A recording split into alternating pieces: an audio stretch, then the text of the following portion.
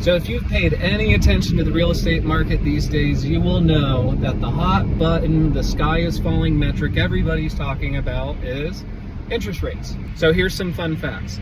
Since 1970, the average interest rate over the last almost 55 years has been 7.73%. So based on historical averages, actually we're a little bit better than the norm. On top of that, I ran kind of a quick scenario, worst case scenario, on when were the rates the absolute highest in US history, and that was back in 1980, where interest rates were 18%.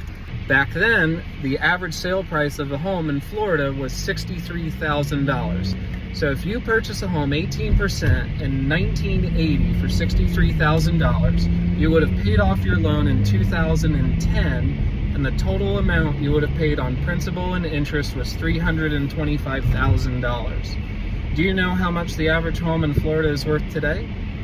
$420,000, which means even if you, for some reason, never refinanced, you paid 18% for 30 years on that $63,000 house, you still would have gained $95,000 based compared to your principal and interest. If you sold that house today, you would get a check for $425,000 cash. Now, and granted, this example isn't taking all the variables into consideration. I'm not taking into consideration inflation.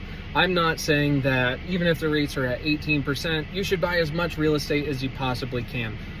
But this notion that because the rates are at 7%, now is a horrible time to buy, the sentiment is so bad, is insane, where go ahead and go talk to someone who bought a house and held on to it and refinanced it down the Rhine back in 1980, and go tell them how bad it is now and how little money there is to be made. They're going to laugh you right off their block.